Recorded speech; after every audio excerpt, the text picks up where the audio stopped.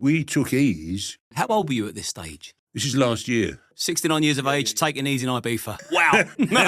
I'll put all the puppies in a fucking bag now, you slags. Right now, I got attacked on stage by these women who were drunk who thought I was being racist. It's funny because you look like a homophobic racist. I like to kick off. I had a little tussle with the bouncer where it came in handy as well. I was a bit of a wanker when I was younger. So we were skinheads, just being a cockney, pie and mash and West Ham. There's a kind of stereotype that I never wanted to be. I got involved with the Anti-Nazi League because at that time we had National Front, BNP. Would you still be pro-Antifa? You said mixed race, like back in the day it would be half-caste. Mixed race is the acceptable term. I don't think half-caste was ever acceptable. Oh, was it not? I bet you weren't a fan of Bernard Manning. You can't really be right-wing and have black friends either, can you? No.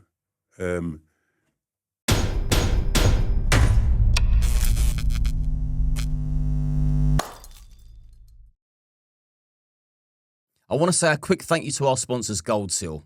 I use their products every single day, and now I finally get to work with them. I use their products for anti-inflammatory, reduced anxiety, better sleep, and mental clarity. I'm going to put a link to their website in the description, along with a 10% discount code for you to take advantage of. Go and have a look at their website, see if there's anything in there for you. I hope you enjoy this week's episode, and good health. Jeff. How you doing, man? Good. Thanks for inviting me. I'm delighted you accepted my invitation. Crazy to think of the connection that we never knew. The fact that your other half, which I'm sure you'll propose to her at some stage, is... You're going to get me into trouble. I know, before we've even begun, is Dave Courtney's wife's sister, Jenny Bean, who I've interviewed, and it was a powerful and special moment. So already there's a good link there. And I think your work is great. Cheers, man. You burst onto the scene, well, quite recently when you consider you've lived a long life. So it'd be interesting to find out how fame has affected you later on in life. But because I've only seen snippets of your comedic genius, which a lot of people will now recognise you as Jeff Innocent with or without the beard, I want to go back and find out all about your life from the beginning. So you grew up in the 60s, and I suppose we'll start with a little bit of a crime theme. So what? And I know that you might. I know that there was gang culture back in the 60s. So talk to me about that. I mean, I think that a lot of people that I knew's dads were villains. So I was in that general environment: East Ham, Canning Town, Plaistow, those kind of areas. And when I was at school, I think most people's parents were either villains or they worked on the docks or they stole from the docks. So it was pretty much quite a common thing during the late 50s and 60s to be living in that kind of environment. And so I probably was involved. Yeah, I was in my gang. But I want to say something about this because I don't want to glamorize it. But I mean, they were a rough lot, but I wasn't the roughest one. Let's put it that way. And the way I wrote a joke once, but no one got. But it was, and this sort of sums up my position in all of that. I used to say, I was in the ICF. I was a peripheral member. I used to do the artwork for the calling card. And that, they used to leave a calling card saying, you've been beaten up by the ICF. And that sort of sums up my role in my gang. That's where I am in all this. I was the one that went to grammar school. I was the one that could do art. I was the one that could speak a bit of another language. So I was always the posh one in a rough crowd. Do you understand? And maybe because they were very rough. So we used to get up to all kinds of mischief. Nothing, no one got killed, but, it used to get pretty hairy, different gangs, different areas. And, of course, it overlaps with the skinhead phase as well, 69, 70. So we were skinheads. Where was your position in the whole skinhead era? Was you doing the calling cards or was you headbutting people? No, I was a little bit, I mean, I think probably I was more into fashion and music than the rough side of it, but I was always there to make up the numbers. If needed be. Yeah. And I was always looked after. You see, my problem was... I've always been a bit of a loudmouth, a bit leery, That's why I could never really be a professional criminal. I mean, would you remember this bloke if you saw him again? Of course.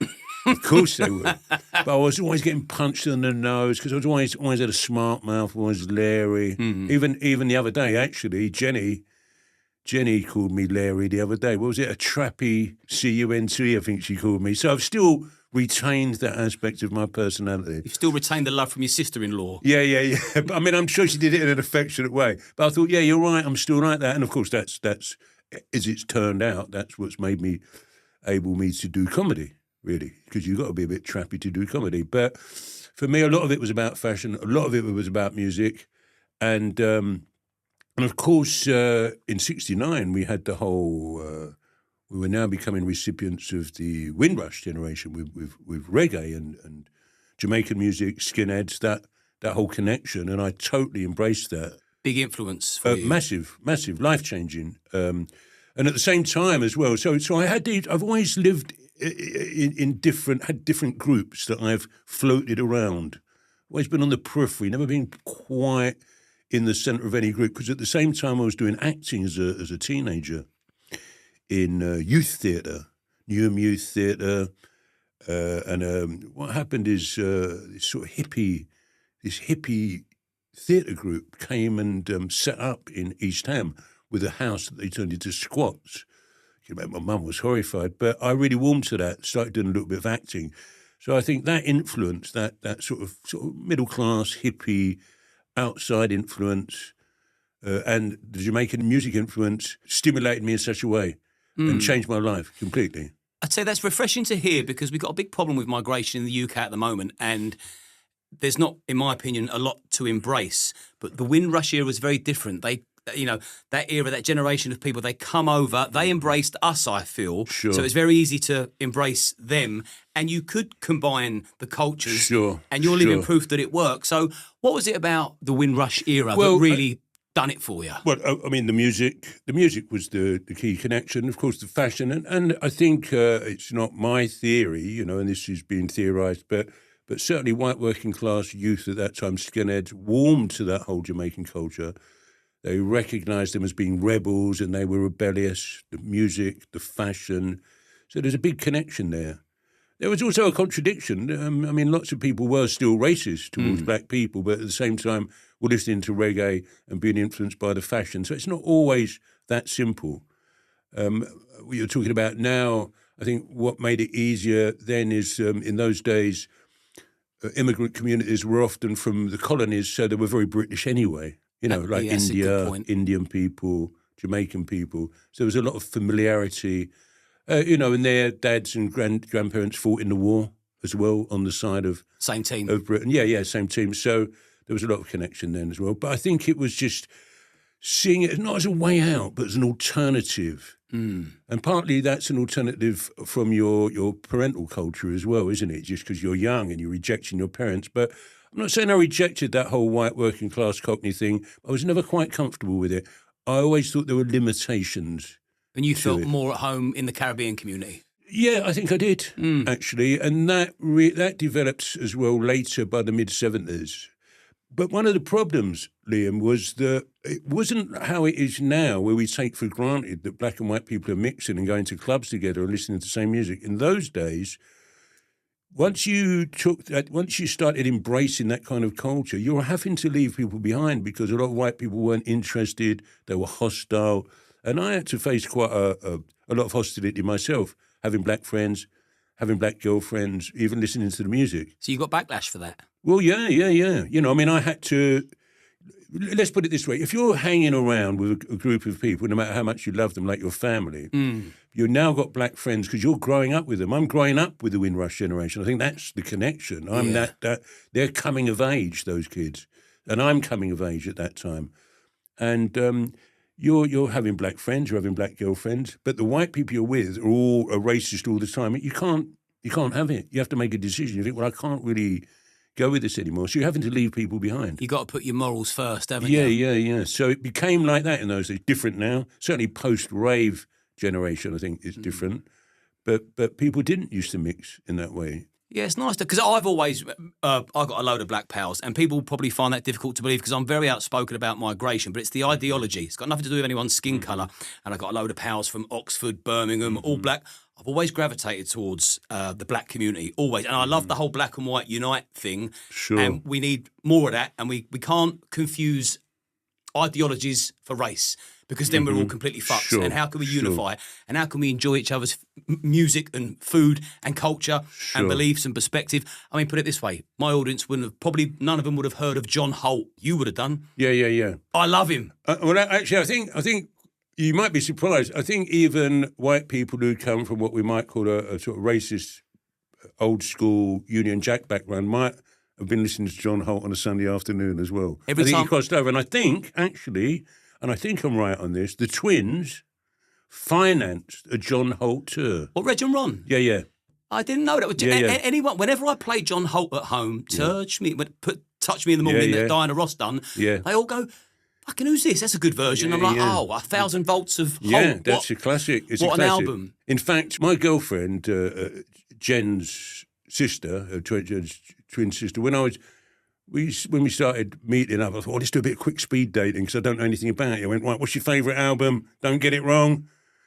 Better not be Queen, I said. And she went 1,000 volts of Holt. She was just being clever. She knew that would be all right. So people would think this is scripted. No, not at all. But it's an iconic album, and I think it does cross cultures. I think awesome. You could still be in the early 70s. You could still be living in a white, predominantly racist. Because everyone was racist in those days, but still be listening to John Holt on a Sunday. It's those kind of contradictions in culture that you grow up with. They're like branches off a tree all the time, How aren't about they? that? Well, for those that don't know John Holt, Google him. And just on the talk of black musicians, in the last 4 weeks, I went to watch Billy Ocean live and then Lionel Richie live in Spain. Wow.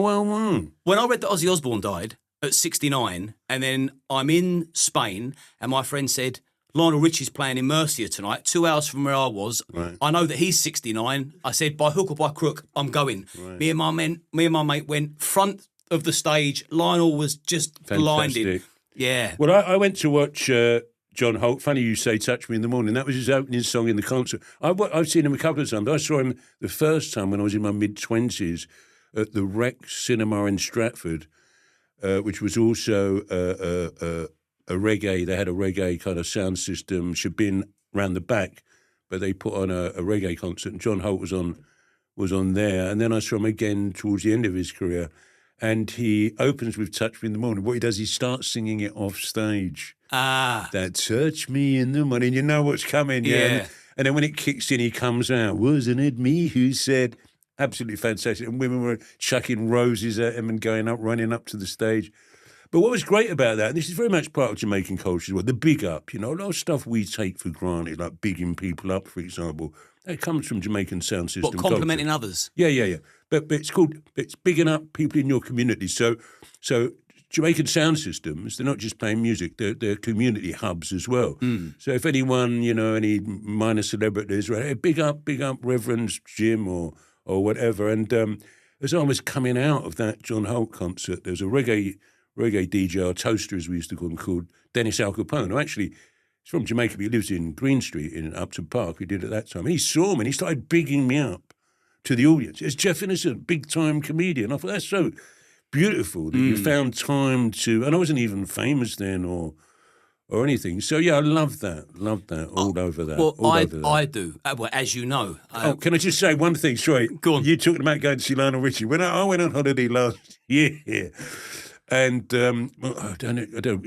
My girlfriend smuggled some stuff into Contraband, sir. Yeah, contraband. So I mean, who smuggles contraband into Ibiza? That's the wrong way round, isn't it? Yeah, totally. It's on tap. But part of it were Ease. She took some Ease on holiday. So we took Ease and sat down and watched a Tom Jones tribute act in Ibiza. I don't know if you've ever taken ecstasy, but it's not. It's the music. It's beats. If you're taking that kind of drug, it's a drug that's designed to go with beats. House music, drum and bass. You need beats. It sort of works with the drug. How old were you at this stage? This is last year. 68. 69. Yeah, 69. I think. I don't know. Yeah. 69 years of age, taking easy in Ibiza. Yeah. Wow. I'm not saying that's a good thing. I'm just We're not saying that's endorsing what we that, by the did. way. I'm not endorsing that. Hey, kids. I can appreciate the wildness. But what was mad about it was watching, I think he was a bloke called Benidorm Tom, who is the resident, we weren't in Benidorm, but I think he was on a tour. I think he's the resident Tom Jones actor. It was ever so funny because he was a little bit overweight and he had dyed his hair black. It looked like he was trying to look mixed race. It looked like he had some kind of weird suntan. He dyed his hair black and curly. He was very good, though, but it was just funny to be coming up on an E, and instead of being in a nightclub or whatever, you're watching sort of a really corny cabaret act, and we're all eat up, but everyone else is just sitting down, drinking wine, watching, but we're coming at a different angle. It was very funny, very odd, but very, very enjoyable. And your glow sticks out to a Tom Jones And tribute he came act. over and she, she got up and hugged him and all that, because there's a lot of hugging involved with these. But I don't think he realised that that's what we would do. Did he help himself to your lips? Let me go back to your upbringing. That was a great back and forth. I love that. I look forward to watching that back. Your Cockney identity when you were younger. Yeah. You had a bit of a battle with it. Well, and I think I still do, and I think a lot of my act is about that, playing with the stereotype and maybe undermining it. I always thought there were limitations with just being a Cockney, just being Pie and Mash, just being West Ham. It wasn't enough for me. So even though that is part of my life as well, I always think there's a kind of stereotype that I never wanted to be. And also, there were lots of Cockneys and East End people that were educated. I think that's the thing, getting educated made a lot of difference, because now you're analysing your circumstances and you're thinking about it. But I have struggled with that a little bit, particularly with the racism, of course, because now I've got that clash going on. I've got black friends, but the culture I'm coming from is not accepting that so much. So there was always had a little bit of a clash and a battle with that, as I do now. Really. And it's interesting that you've carried that, or should we say you've been true to your beliefs, is probably a better way of wording that. And it's good how you can use that into your content on the stage as well. Who were your kind of inspirational figures when you were younger, comedian and actors? Because you wanted to be an actor, you're a comedian. Who are your idols? Well, I always, when I got into acting, I was a fan of Stephen Burkoff. Do you remember Stephen Burkoff? He was very much a theatre guy. He played Cornell in The Craze. That's right. That's it. Exactly that. And he always had strong ideas about the theatre and acting. Hard to believe, watching him there, that he's actually a thespian. Yeah, I know. I know. So what happened was when I was about 14, 15, 16, I got involved with these theatre groups, and we had access to the Half Moon Theatre in 80 Street, which was a former synagogue, and it was a hotbed of kind of left-wing radical theatre activity, and it was all Chekhov and Brecht and sort of avant-garde theatre, and I was quite young to be doing all that, but I was totally seduced by the whole thing. And I wanted to be an actor, but of course, in those days, if you were working class in 1970, you didn't really go to drama school, so I just put that to one side and forgot about it and became a window dresser instead. Interesting, I'd imagine. I bet you've got some stories to tell. Yeah, I have really, because in a way it was a little bit like being in show business, because I worked in Carnaby Street, Kings Road, Oxford Street from 1970 onwards. So Kings Road then was a very glamorous place to work. And working in fashion, and it was a really cool, great job to have as a East End kid. You're getting up to the West End, you're travelling around. So that was a fantastic, and I was always into clothes and fashion, always. Yeah, I was going to say, I've maintained that as well. Yeah, where I've done my due diligence and done my research for today, I've seen all the different outfits that you've worn over the years. I can see that fashion's I mean, I'm terrible. The older I get, as long as it fits and I'm comfy. Oh no, I can't be that. I think it's kept you young. Yeah, maybe. I don't know what I would be wearing if I wasn't interested in clothes, but yeah, love clothes, love talking about clothes, love buying clothes. I mean, I'm in charity shops all day long, and in fact, if I go to do a gig in a town at night and I walk past charity shops that are obviously closed, I start looking in the window and thinking, I wonder what's in there, start checking the alarms, I'll give the door a little press just in case. Look for the nearest so brick. I could get in there, yeah. So that's the limit of my criminal ambitions, to break into charity shops. What about greyhound racing? Well, this is another thing. When I was about 14, I got a job in a greyhound racing kennels in Potter's Bar for a famous greyhound trainer. And that became a big part of my life that I've maintained an interest in ever since, training greyhounds. I was like a kennel boy. Training them to race? Yeah, greyhound racing kennels. And in fact, when I wanted to, that's what I wanted to do when I left school. I wanted to be a greyhound trainer. Somehow my parents talked me out of it, but that's what I did. And I've had dogs, those kinds of dogs, ever since. My dad used to have those kind of dogs, used to go coursing and rabbiting.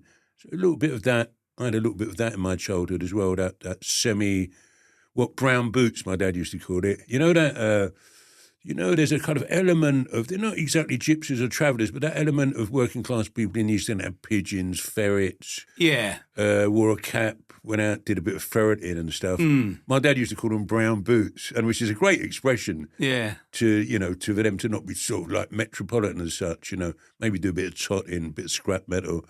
So I had a little bit of that influence in my life as well. So I've maintained a love of dogs as well, and usually have always had a sight hound of some sort, a lurcher, whippet, greyhound. So yeah, that was a great job as well, walking around West Ham Stadium as it was then with the dogs before the race, putting them in the traps. That was fantastic. I loved that time. I speak to a lot of people, and I think a lot of people have a lot of regrets. They wish they'd done that instead. But the 2-3 things that you've mentioned already that you've done, you thoroughly enjoyed. There was almost like a bit of a passion project, but you put them into your everyday life and made a bit of money out of it. I think I've maintained those Stuck with interests you. as well. Music, fashion, dogs. What did your parents want you to be if not a greyhound trainer? Well, in those days, I remember my dad, and he used to go, "Got to get a trade, son. You've got to get a trade." It was all about getting a trade, which is interesting because that's come back somewhat, isn't it? Yeah. The apprenticeship schemes that are on, that is massive now. I think we need to bring back some old school values as well. No, I think so. I think the apprenticeship scheme works well. Although what I don't, I'm not one of these people that thinks some people, I don't think it's plumbers and poets. I don't think some people should be on the tools, some people should be reading. I've always avoided being categorised, always not wanted to be pinned down. So I thought, I don't want to be a bricklayer, I don't want to be a bricklayer. I just, I'm against being a bricklayer. I mean, I'd love to be a bricklayer now, or a plumber, or an electrician. It's all worked out good for those guys, isn't it? A lot of them have got fantastic jobs now. But window dressing had a little bit of glamour, looked a bit of glamour. And I was working, I had a Saturday job in Mr. Byrights. I don't know if you're old enough to remember Mr. Byrights. They were a chain of menswear shops that were in every town, mostly in the East End. They started out in Stratford. Lou Levy, he was selling Levi's and Ben Shermans to the Skinheads off a stall in 1969 in Angel Lane, Stratford, which is nearly opposite Stratford Theatre Royal. And then he started opening up his shops. His grandson is Daniel Levy, who owns Spurs. Right. And I babysat for Daniel Levy. He used to bring him in the shop for us to look after. But so I started out as a Saturday boy in Mr. Byrights, and then the window dressers used to turn up, and you think, that looks good. They turning up, all artistic and that. And it suited me fine. So that was a bit of an apprenticeship, even though it wasn't a trade where you get your hands dirty. I still had to work for a couple of years, learning the trade before I did that. And very good life experience. I suppose you're your own shop front window, aren't you? When you're in the shop front window, you have to look a certain way. Yeah, sure. I think there's a stereotype, isn't there, about window dressing being very camp and that. But I think that's true for department stores. But in what was called menswear in those days, we were more like tradesmen. We had to learn how to do the lights and make props, and you had to do a lot of skills. So I loved that job. You were rugged enough to pull it off. I couldn't. Just about, yeah. Yeah. How did you compare to Serge from Beverly Hills Cop? Do you remember Serge? No. Oh, wow. That's a brilliant reference. So with your background, right? So I'm picking up football hooliganism, gangs in the 60s, swept by the Windrush era. Yeah. So I'm thinking, like, politically, where do you sit? Where did you gravitate? Well, Has it definitely, changed? I think that I gravitated towards, because unions were very popular. You still had the docks in those days. A lot of people were communists. All granddads and dads were communists, and they were all in unions in the docks. But I did get involved in left-wing politics with the Workers' Revolutionary Party, as they were called then, SWP. But a lot of that was inspired in the early 70s by, I'm talking about, I didn't get up to much in gangs. I got involved with the Anti-Nazi League because at that time we had the National Front, BNP, doing marches on the streets. So we just used to go out and try and stop them. So you would do the counter-protesting? Yeah. So that's what it is now. But in those days, it was a little bit rougher than that. We used to get involved. I did have my moments. Mostly it wasn't about that. It wasn't about, fighting fascists. It was about understanding, it's about working class politics, understanding your background, history, and all of that, really. So I read all that, Marx, Trotsky, all of that. I'm well versed in all that. So I would say just generally in that kind of left-wing humanitarian way. I mean, I'm not active politically anymore. I don't get involved.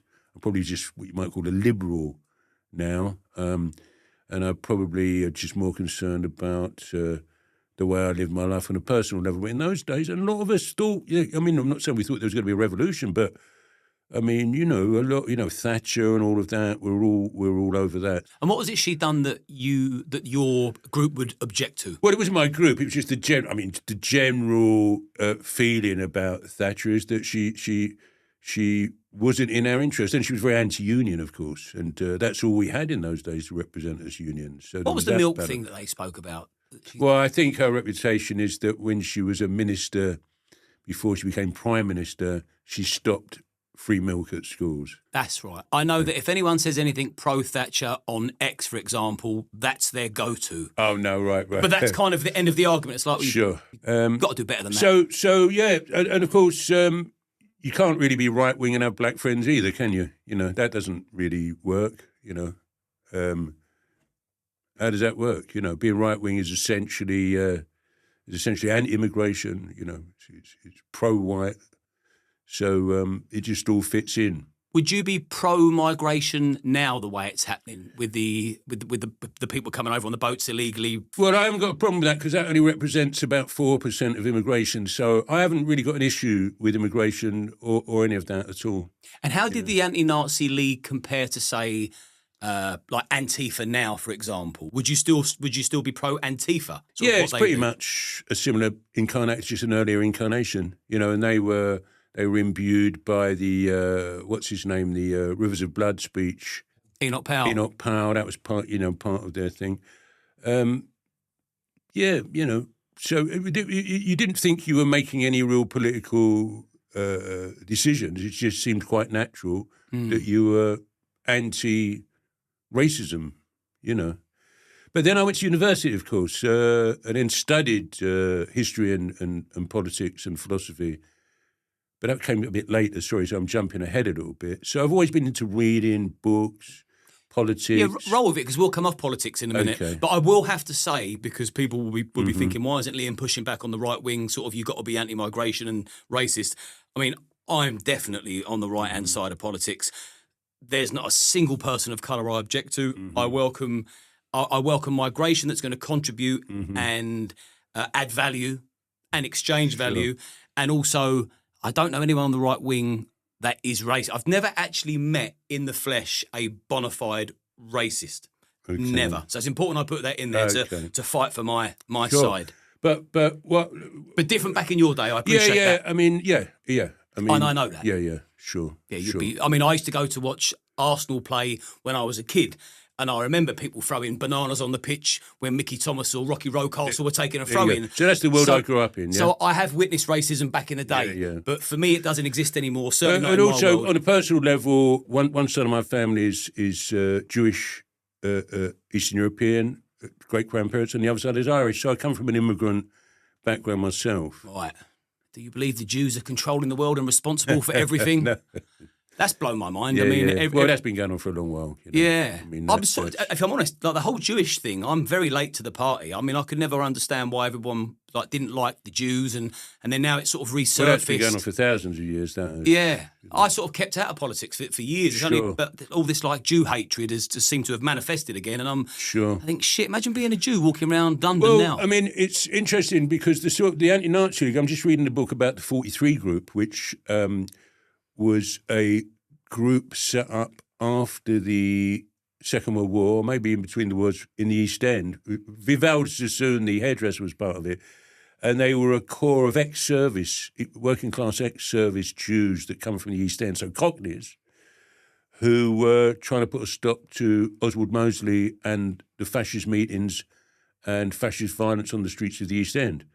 So if you look at it on that level, it's the same thing, and they were coming out. All the Jewish villains were coming out helping the 43 group.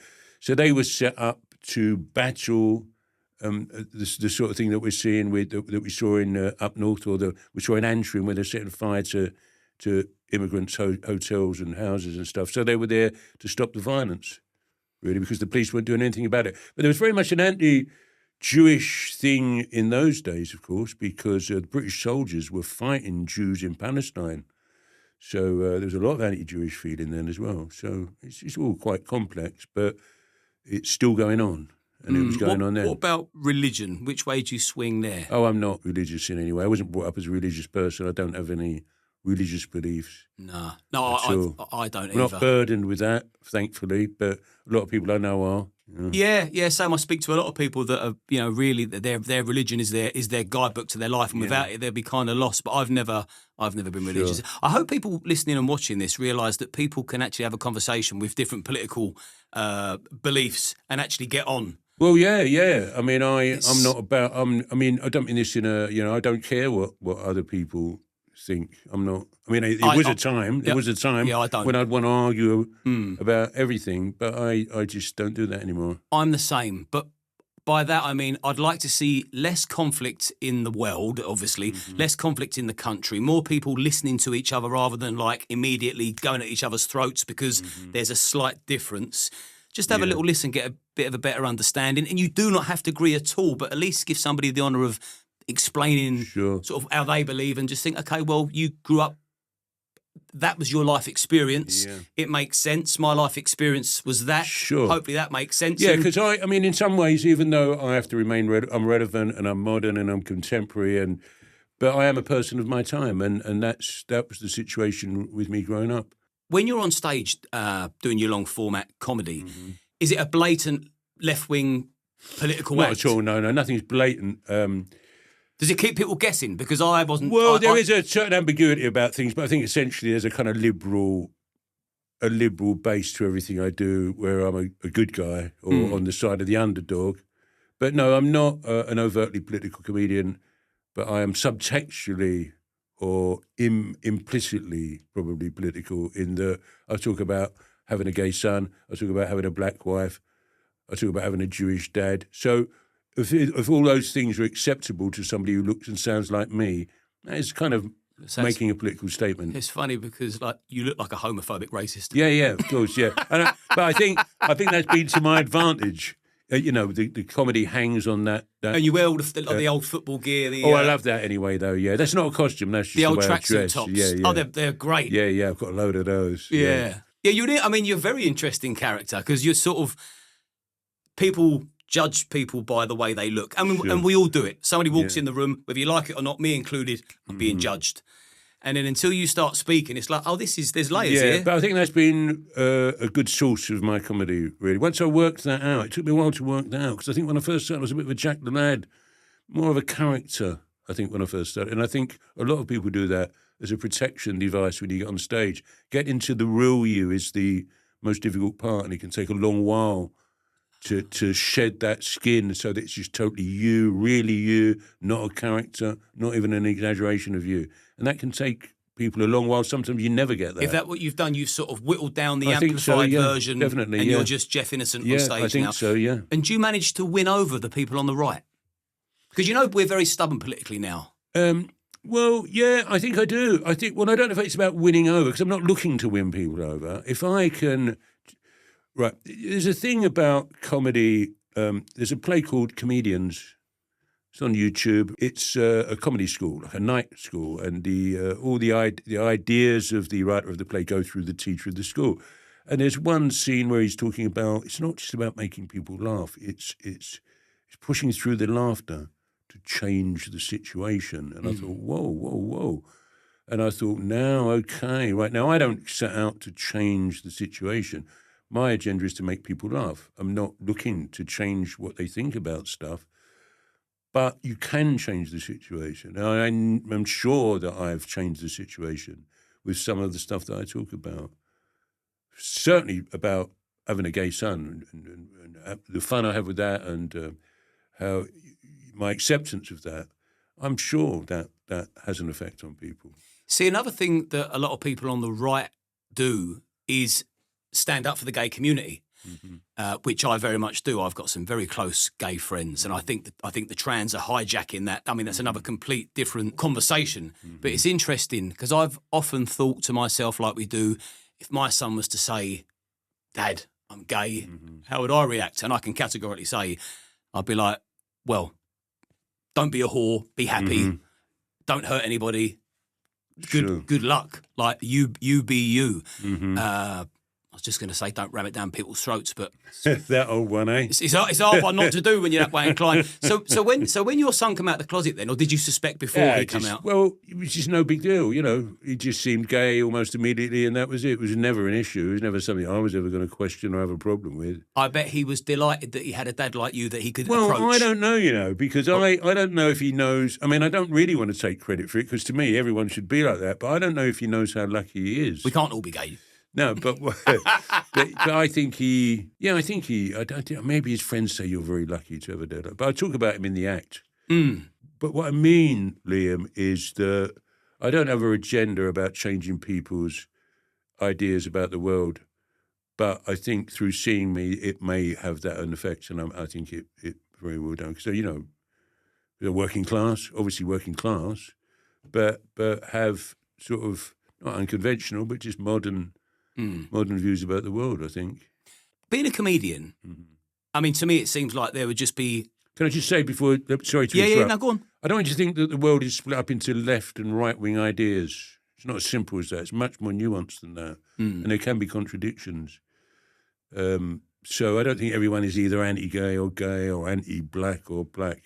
I think there's a lot going on in between. And maybe that's that in-between bit is where I do my work on stage, I think, maybe. Yeah, that's probably bang on where you are because I've always gravitated towards your work and I've always thought, yeah, he's brilliant. And I get the jokes and I get where you're coming from. And even when you make fun of things that you essentially be making fun of how I view the world, I see the genius in it. Sure. And I respect and admire it. And I don't have a problem with it. I'm sort of more flexible than people think, but I think there's such a hard line now with the left and the right because things have got too extreme. Sure. I don't think there's much space for people in the middle anymore because you're going to get branded anyway. Yeah. And I think sometimes you have got to do a little bit of that. Yeah, and I think I just do that because that's who I am, and I think I own that little area comedically. But I also think that one of the reasons that my comedy has become more popular, apart from the fact that it's now being seen by a lot of people, is that I do think, and I've got to try not to sound pretentious here,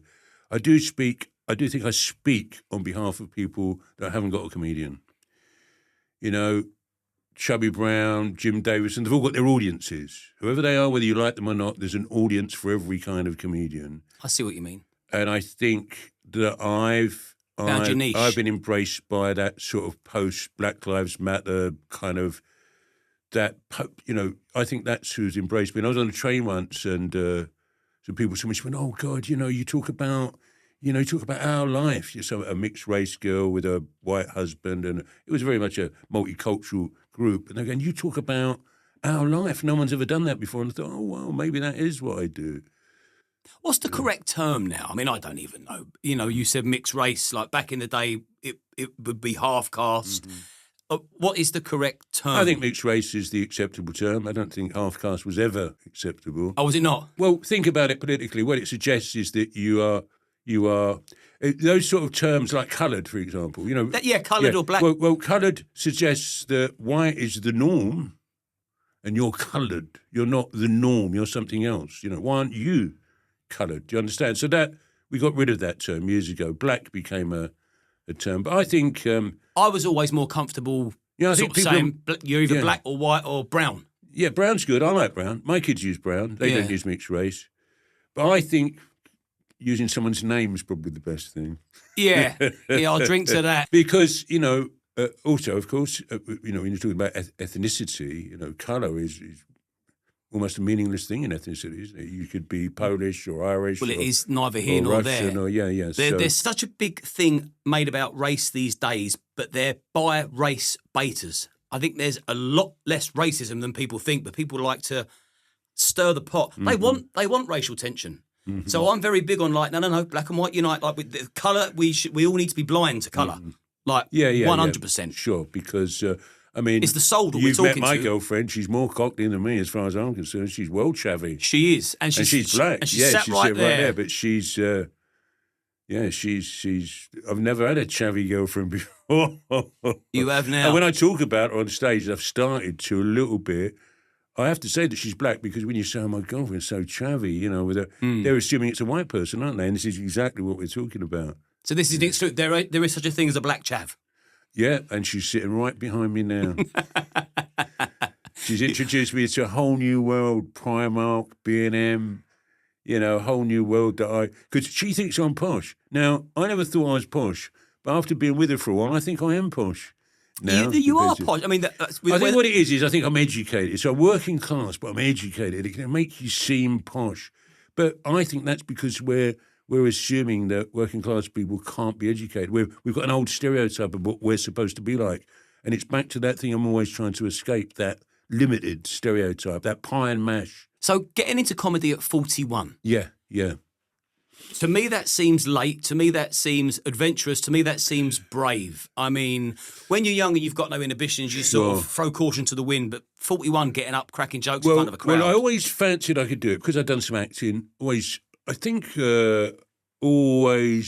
couldn't keep my mouth shut. Always trying to find the funny thing to say. Always used humour as a child. Because there's a lot of power in humour. You can take over situations with humour. You realise that. You can undermine, you can subvert with humour. And so I think I was always a bit like that. But you can also be disruptive with humour. And so I spent a lot of my life getting into trouble. What did you use humour mostly for? Well, I think I used to take the piss all the time out of everybody. And I think that can be a sort of bullying as well.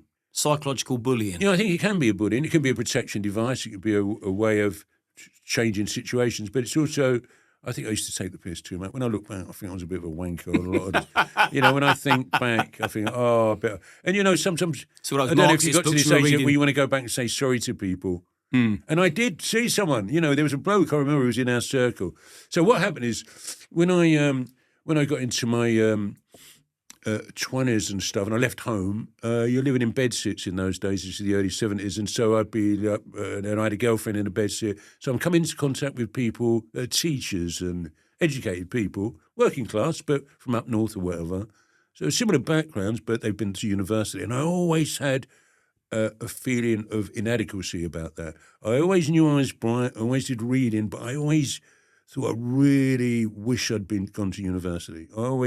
It was a thing that was bugging me. So you did, didn't you? Well, I did in the end, which led to the comedy, really. So in the end, in the late 80s, I went to the University of East London, so I kept it Cockney. So that was the stepping stone to comedy? Yeah, it was, because then what happened is I spent 5 years at university, so I did one degree, and then I did a master's degree. I didn't want to leave university. I thought, this is fantastic, talking, debating, arguing, reading, full-time. And I thought, whoa, this is really where I want to be.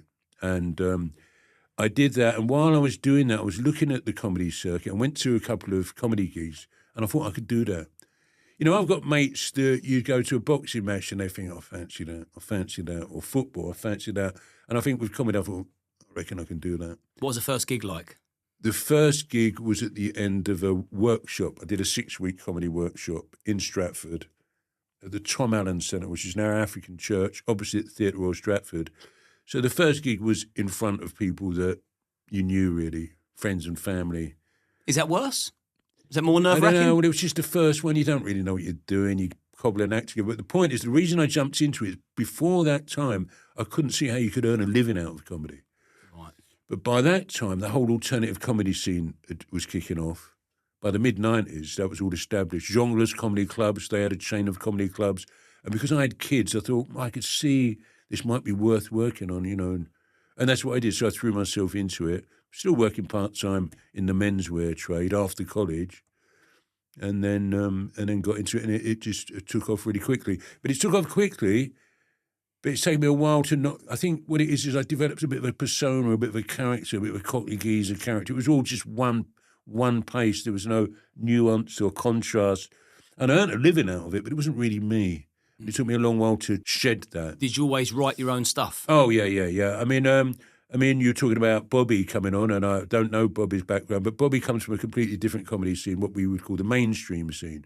Cruises, northern working men's clubs, hotels, that. Whereas I really come from what we call the alternative comedy scene, which kicked off in the late 80s with people like Alexis Sal, which was all about writing your own stuff. Alexis Sale, remember him? He was part of the Young Ones, Ben Elton. That's right, yeah. All that. Lot. Alexis Sale was a pioneer in that respect. And that's about you must write your own stuff, because that's why you're doing it, to write your own stuff, because got things you want to talk about. Yeah, it must be very rewarding to write your own material, sort of after fun, then put it out there, then watch it back and think that was all me. Well, when you first write jokes, you think, whoa, I can write a joke like a proper comedian. Yeah. Because you think that's like possibly as good as a proper comedian. And one of the first jokes I wrote, which is actually crime, all my stuff was crime related as well. One of the jokes I wrote was, I had to go to court the other day, got community service, 200 hours, so I took a gram of speed and got it out of the way in an afternoon. That was one of my early jokes. It was all like that. It was all crime and drugs and all of that. So it wasn't really me. It was part of me. It wasn't really me. That's what it was. But it worked. It worked for a while. I was earning a living with it. I'm still doing one or two of those jokes now, I think. But now, because I've got the other side of me as well, I'm more rounded and more developed, I think. Was there any fear of causing offence? Well, from me causing offence. Yeah, did you ever think, I don't want to offend anybody? Well, I don't, yeah, I am like that anyway. You know, I wouldn't set out to offend unless it was something that's a target, you know. I mean, I had a joke recently that someone pulled me up over, and I took it off because I thought, no, you're right, I've got this...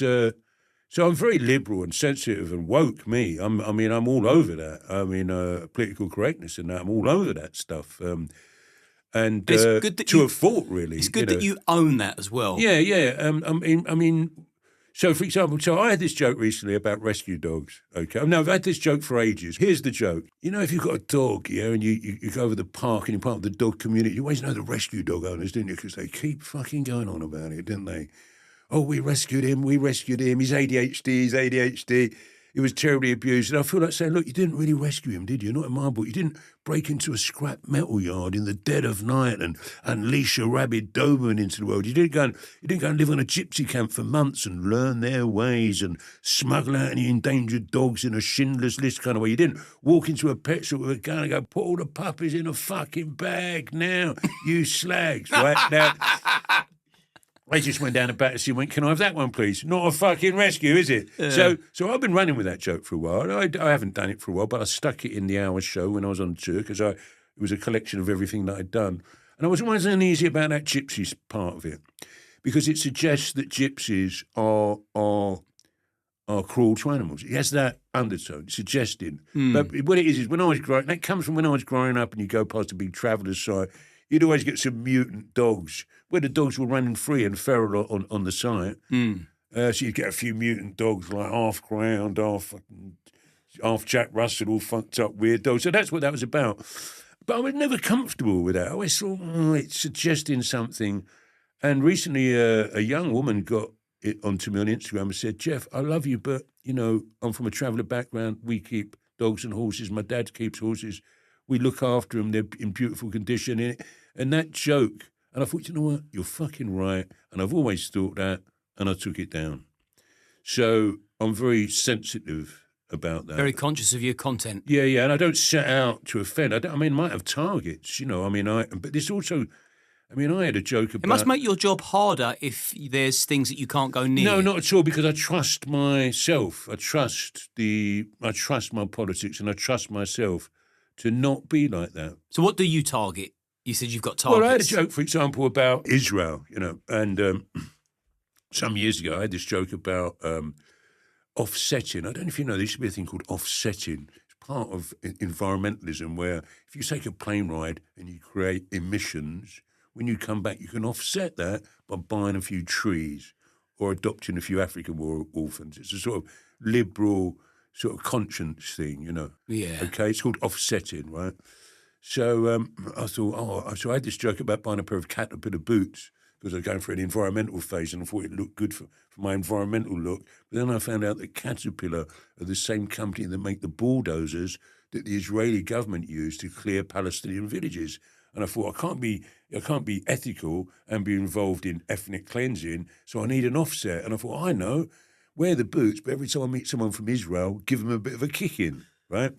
Now, it was a half-baked joke. It wasn't something I went with, but I liked the idea. It just probably wasn't finished properly. But it was on. I went on the telly and did it, and ended up being on YouTube. In my early days, I didn't think it was a great joke, but more recently, a woman got in touch with me and said, can't you just make it that you'll give the Israeli army a kicking or Netanyahu a kicking? I thought, yeah, you're probably right. But I was in Bahrain dying in a gig. I was in Bahrain. I thought it was an expat gig. He was actually supporting an Arab comedian. So it was an Arab audience. And I was doing all my stuff about the East End, of course, completely. And then I got to the bit about the offsetting and giving the Israelis a kick in, and because it was in my set, it's all out, and I did it. They stood up and cheered and clapped. So that wasn't my intention, but it got me out of a sticky gig. So yeah, so on one hand, I'm now a hero with these Bahrainians for doing a joke about whereas on the other hand, I've got this Jewish woman on the online going, do you have to do that joke? It sounds a bit dodgy. So it is tricky. But what I do, Liam, is I'm an old bloke now, been around, I don't set out to make a political point, I just trust that my politics are going to be sound and who I am. But I don't always get it right, sometimes you don't always get it right.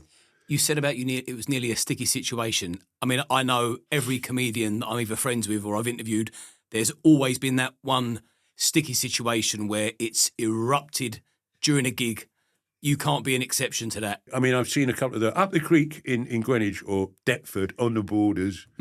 That can be a place where that happens. And I've been on stage where it was Charlie. Once audiences started taking Charlie, that changed everything, didn't it? In the 90s, in the late 90s, early 2000s.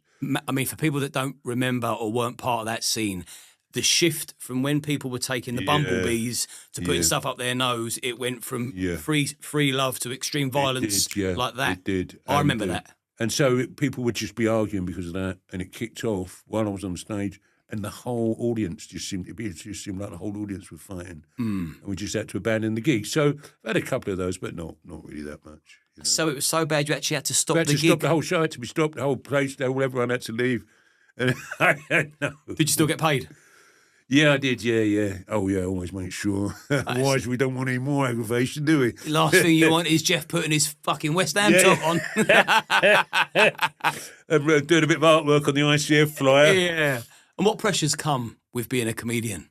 Because to me, it seems like it's a lot of pressure. You've always got to be funny. And I bet when you go out, people expect you to be the entertainment. I don't know. I don't know if there is. I don't really feel a pressure. I think... You're quite a laid-back geezer, aren't you? Yeah, but I also think I've been doing it for a long while now, so I know what I'm doing. And I think once you know what you're doing, it's a lot easier. When you first start, it's not working out. You don't know if it's you don't know if it's the audience, and you're finding your way. But now I know if it's not very good, it'll be me, or if it's them, or so. There's no. In fact, no, there's no pressure. There's no.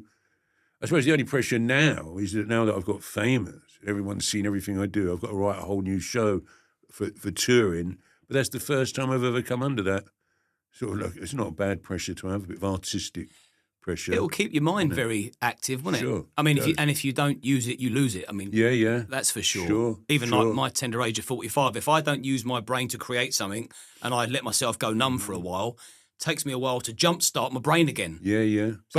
But talking about offending people, no, actually, what am I saying? I love offending people. I know, but I think I've never been a young comedian because I started when I was 41. I've had a young attitude, and quite a lot of the time when you're a comedian, you want to be edgy, you want to be confrontational. So you write stuff just to be confrontational. It might not be necessarily something you totally believe in, but that'll get a good effect. I think comedy was a bit like that for a while. But I did get attacked on stage, funnily enough, by these young women who thought I was being racist. Because here's the other thing about my stuff. Like we said earlier, it can be slightly interpreted. I mean, that one of my big jokes, the first one that went viral, is, not easy when you look like me. If you have a black wife, there's certain things you can't do that you might take for granted. Like I couldn't chase her down the street, right? That was a massive joke for me that went viral.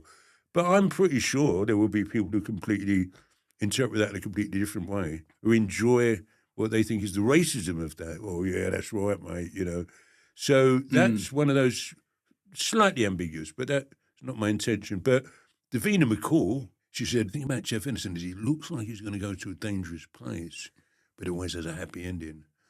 And I thought, I do that, do I? I saw that. So I think that's what I've ended up doing. But I've got older now, and I'm more rounded with my comedy. I think that's one of the reasons why I become more popular, not just the content hitting in with the times, but I think I'm just a nicer, better comedian now.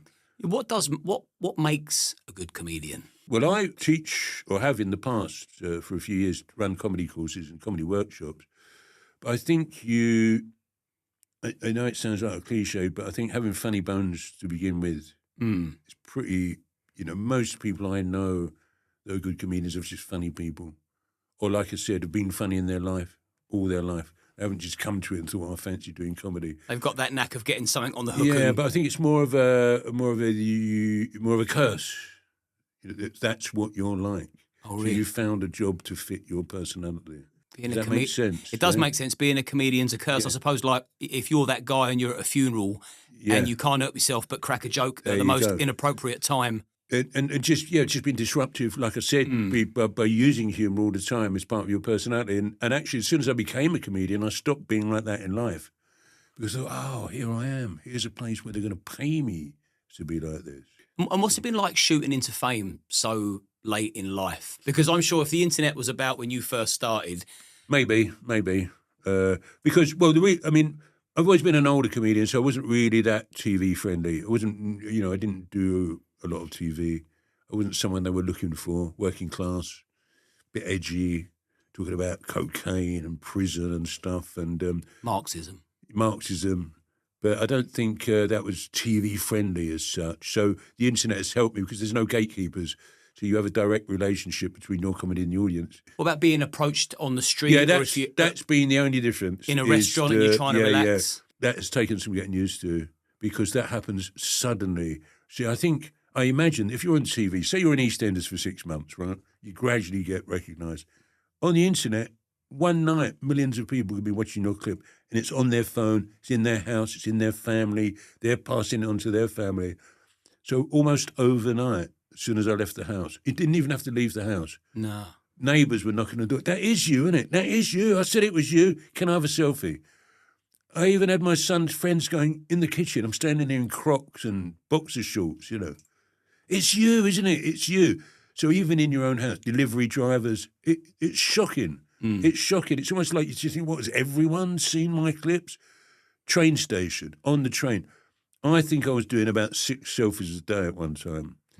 Now, that's all quite manageable, though, and I'm not complaining about it, but it does make you think, what's it like to be Peter Kay or Mickey Flanagan, where you probably can't go anywhere unless you're in disguise. So it's all manageable. It's all manageable, and I think it's love and affection. It's people coming up to tell you how much they love you. And I've only ever seen that with Joe Brand before. When I worked with Joe Brand, I thought, my God, what is going on here? These people love her. Yeah, what big names have you worked with? Well, everyone. I mean... and who are your favourites?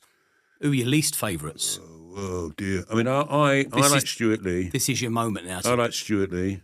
But no, I mean, all the people that are famous are people that weren't famous at one time, and I knew them then. So it's not like you're working with famous people. But when I was younger, Jasper Carrott, I remember supporting Jasper Carrott. He was famous, what was that, in the 90s, the 80s probably. Jasper Carrott. I forgot all about and him. recently supported John Bishop. Do you know John Bishop, the Scouser? Yeah, who said to me, I can't have you supporting me anymore, Jeff, you're too good. So he wouldn't give me any more He'll be work. supporting you. Yeah. What about Kenny Everett back in the day? Well, he was not really a stand-up comedian, but I do admire his work. The way he uses technology on the radio was Cupid's groundbreaking, stunt. wasn't it? Yeah. And his characters were great, weren't they? I know this is a completely, well, it's comedy related, but do you remember Delirious Eddie Murphy? I do, yeah. He was 20 years of age or something like that. He was, yeah. I mean... It was a phenomenon. Wow. It's interesting you say about his age because I think there's a fearlessness with age which I've lost. But the intelligence that he had at that age, like how are you so worldly wise? And how can you pull all those characters off and the nuance? That's his genius. That was his genius, wasn't it? Phenomenal, wasn't it? Definitely. Very. Yeah. What about Richard Pryor? Oh, yeah. I mean, that routine he's got about the mafia is just so incredible. I don't know if you know that one. If you know it off by heart, go. No, I wouldn't do it justice. But he's got this thing he does where he talks about growing up and being in a gambling house or something. It's all run by the mob, and he's doing errands for them and stuff like that. And I think he tries to rob it with his mates or something. It's a story about them all laughing at him, but But he does a thing that I've never seen before. It's a simple thing where he uses the microphone stand and he puts his arm around it. And he's talking. So the microphone stand is him and he's going, hey, come here. Such a clever... It's one of my favourite Richard Pryor pieces. But, Richard Pryor was very progressive as well. He was doing things that hadn't been done before. And you've got to go way back to watch Richard Pryor live on stage. Certainly, it's way before See No Evil, Hear No Evil, way before Stir Crazy. Definitely. All the other I stuff. do love those films, though. Oh, Stir same. Crazy. Stir Crazy is the one. What a combination those two are. My favourite duo ever. Yeah, that's a great one, that is. I bet you weren't a fan of Bernard Manning. Well, I am a fan of him up to a point. I mean, I'm a fan of him as a phenomenon, as a joke machine, he's like a monster on stage. A joke machine, that's exactly what it was. All them old school could just rattle them off. His off. way that he delivered a joke, his whole persona, and then he'd just go and spoil it. You think, it's all going so well, and then you have to get nasty, you know, but yeah, no, up to a point, a fan of his, but the thing is, stand-up comedy is so well known. Everyone knows about stand-up comedy. It's not. We all grew up with stand-up comedy, particularly on TV in the 60s and 70s. There was loads of stand-up comedy. So I think people, even before I did comedy, you know how it works, you know the rhythms of it, you know what a joke is. And I think that's very much part of British popular culture, that stand-up comedy. I miss stand-up comedy. I love it. I can watch, but I just admire the way people tick, put things together, connect the dots. They sort of tee you up. You don't even realise you're being teed up. And then the timing, the execution of the joke. I just admire the trade. Yeah, that's a lovely feeling, that dropping it, holding on to it. Yeah. Or setting it up and they're laughing. You think you don't even know what's coming. There's a real glee, a real joy as a performer when you're doing that to an audience, when you're dropping it and you're holding on to it and waiting to the last possible moment. And that's a real... It's a lovely performing, you know. It's a lovely thing. And you're 69 or 70 now? I was 70 in February. And you still love it? Oh, yeah. I think I love it more, really, because I know how to do it more, so I'm more in control of it, so there's more possibilities for me in it now. I was going to say to you, as the woke mind virus killed comedy, but by your own admission, you are woke, so it's probably made comedy for you, isn't it? Well, yeah. I mean, obviously there are excesses that are ridiculous, and I think that's what people often talk about when they moan about wokeism, the excessive ridiculousness. But generally, I think, just like political correctness, I just think it's showing respect for people. That's all. It's a way of showing respect for people that are not the norm necessarily. And I haven't got a problem with that. And I'm a big supporter of the underdog anyway, and minorities, just like that. I'd always back them up. How important is laughter in the world? Your job is to make people laugh. You must want to do that for a reason. Have you ever thought about that? Why do I want to make someone laugh? It's a beautiful thing to do. I mean, I do. Excuse me. I don't know. I think it's an uncontrollable desire to make people laugh. I think that's how I communicate. I think that's how I have conversations. So, but I will say one thing, because I'm partially deaf, sometimes when I haven't got my hearing aids, or I've forgotten them, or they're broken and I've done gigs without them, and you can't hear the laughter, you go away with an empty feeling. So you're still having a successful gig. But you don't know it. But you don't know you don't feel it. You don't feel it, and it's completely empty and horrible. And you think, wow, and it's only been that happened, I thought, wow, you want that laughter, you want to hear it. It's not good enough just to know that they're laughing. That's the dopamine. Yeah. So how did you lose your hearing? Were you born with it, or was it because of the speakers? For DJing, yeah. DJing. Because I used to play on big reggae sound systems, so you know what they're like, these big speakers in the 70s and that. And when I went to have my ears tested, the woman said to me, have you ever listened to any loud music for any length of time? And I was laughing. I thought, well, yeah, I have, and I still am. It's kind of my thing. Yeah. But I think all of my, I've got loads of wear and tear, but somehow I've got a glamorous take on them. So I've got complex spinal injuries, which I would say is down to doing martial arts. I've got the deafness, where I say is down to DJing. But in a way, years ago, that would be like working in a factory or working on a building site. So the same wear and tear injuries, but somehow they seem more glamorous when I talk about that. And has your martial arts come in handy during your career? Funny you should say that. It's Krav Maga, isn't it? Yeah, well, yeah. It's funny you should say that because what I like about martial arts is that it organises your temper. You know, you're not just in a temper and being bad and wild. You You're organising yourself.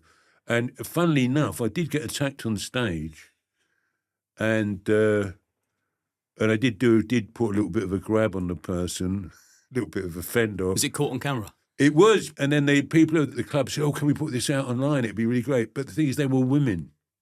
I got attacked on stage by these women who were drunk, who thought I was being racist. Again, like my comedy sometimes interpreted in different ways.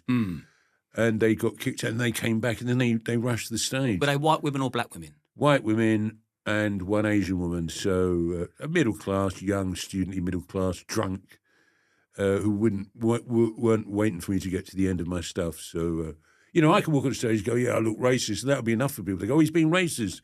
It can be like that. It can be literal. Oh, I know. I mean, It can be literal. I've not, well, about a year ago, I signed back up to X, and I mean, the passive aggression on there. People decide what you mean. It's like, no, I didn't mean that. Yes, you did. Okay. Sure. I'll tell you what, I'll say it, you decide what I mean. Sure. So, but I don't get much of that misinterpretation. It was just, I had a little, oh God, I don't know, I'm getting a bit old now, but I had a little tussle with a bouncer where it came in handy as well. Basically, I had a little bit of a thing with a bouncer. We had a little bit of a tussle, and I was putting some moves on him, but as I was doing it, I thought, whoa, it's like I'm in slow motion. What's wrong with me? And I thought, no, don't get involved in. You must be getting too old. Lost that snap. Yeah. Lost that. And I think you get old. And I wasn't training at the time. You've got to be training all the time. You're doing boxing and martial arts. Right, you know how to get out of trouble, but it's always good if you're training at all times, isn't it? So you're fit and strong and you can put your techniques into action. Yeah, use it or lose it again. But I was a bit, I thought, Jesus Christ, I'm doing what I want to do, but it's about half the speed I thought I would be doing. Time to get back to the jokes. Well, after that, I thought, forget. Well, what happened is I had this little thing, and I got the better of him. Now, I've got to say, and he obviously wasn't their best bouncer, but he's on the radio going, code red, and all the other bouncers came running, and it was me, and they looked for what? They thought, well, it's just this old bloke, But after that, I thought, no, just got to leave that sort of thing. And are you always as calm, or is there a confrontational side of you? Oh, totally. Oh, yeah. And that's something I'm trying to curb. If you ain't curbed it by now. Well, there's an example. I mean, if I go to my local train station and press the button for the lift, which is about the first thing I'm going to do when I leave the house, someone else comes along and presses that button. Well, I've just pressed. I have to have a word with that person. I can't let it go. No, can't let it go. I mean, I got banned from a gym recently. I don't want to say the name, but I got banned. What did you do? From the gym. Well, I moved someone from a piece of equipment because he was on the phone and I wanted to get on there. And he was on the phone for too long. I thought, no. So I just swiped his stuff away. I went, get off, and it turned into a massive thing. He started screaming. All the people were running. So, no, I'm not. I am calm, but I've got this little, that thing. An Aggie. It's a little, element. I like to kick off. And of course, now that I'm a bit well known, I can't kick off. So I've got this battle now between wanting to kick off, but they're not. I mean, I am concerned with major things in life, human trafficking, global warming and all that. But I'm embarrassed to say that I can get drawn in to very small things. And I think that might be the old Cockney genes kicking in. You've tried to battle the inner you your whole life. Exactly. It's fucking it's in there. Exactly that, the inner me. It's in there. And, so I'm always like that. And I have really tried, to stop being like that. Just, for my own safety. I'm getting old now, it shouldn't be, but I can't help it. It's not necessarily anger. It's a bit probably like, well, hold on, no. So press the lift. Sorry, mate, why have you just pressed that lift? What do you think I'm doing standing there? Do you think I'll just come and stand here? That's what I do. Hang about by lifts, that's what I do. So it's the logic of the situation I'm after. You need to read a book called How to Win Friends and Influence People by Dale Carnegie. Okay. Too late. It's too late for me. But I would love to be able to curb that about my personality, actually. It's like road rage. Because I do this joke about I own a pink pair of Crocs. And people lie, I only wear them when I drive because I suffer from road rage and I figure I'm never going to get out of the fucking car wearing a pair of pink Crocs.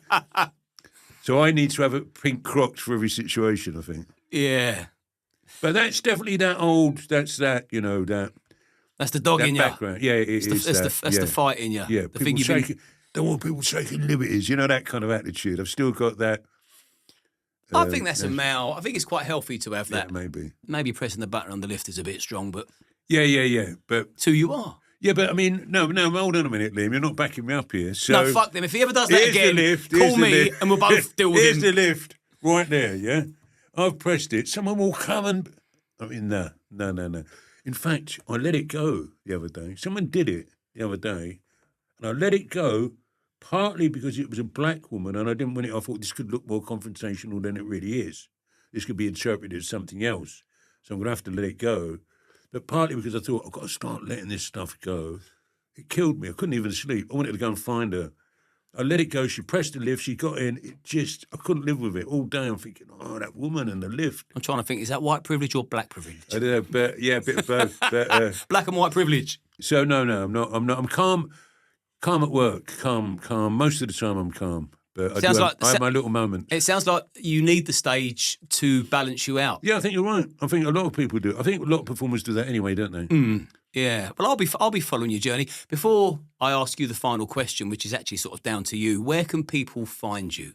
What are your platforms? YouTube? Well, Instagram is very big. I mean, the hour special, as they call it in comedy, which is special is the term we use for a recorded version of your show. That's on YouTube, and it's called Smart Casual. It's an hour show. It's the touring show that we filmed at the Theatre Royal Stratford. I've seen it. Okay, and Very good. so that's sort of more what I'm about comedically is all on there. The gypsy dog joke's still in it, I'm afraid, but but apart from that, Instagram is the big platform. We'll put your Instagram and YouTube links in this. So Thank you. Okay, so the final question is, a man that's lived a very interesting life, spent 70 years nearly on the planet, what would your final message to the masses be? I was going to say something really silly, wouldn't I? No. Now's a chance for me to be really profound now and say something that could influence people. And I find myself I'm never lost for words. Just don't fucking promote Marxism on my show. Yeah, I think keep it left wing. Yeah, keep it Trotskyist. Don't worry about immigrants. That's not the issue. Yeah, it's economy that's the issue. Let's go right back on everything now. Yeah, I don't know. Just be nice. Be kind is a decent sign off, innit? Yeah. I think so. I try and be nice all the time. It's not always easy to be nice, though, is it? But I haven't always been nice, and it's a thing that I think I've got nicer as an older person. I was a bit of a wanker when I was younger, but I struggle not to be a wanker. So don't be a wanker. Maybe that's it. We're going to end it on that. Folks, I'm going to put Jeff's links in the description.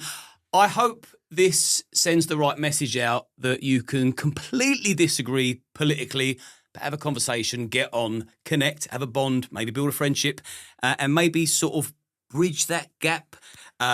But I totally condemn Marxism, and I'm definitely on the right-hand side of the political fence, just to be absolutely clear. But I do love Jeff and appreciate what he does. Like and subscribe to the channel. There'll be plenty more of this where it came from. Follow Jeff. And sir... I love you, man. And you. Love you. Thanks really a lot. Appreciate Thanks you coming for inviting me. Really honoured, man. Thanks a lot. Thank you, brother. Thank you.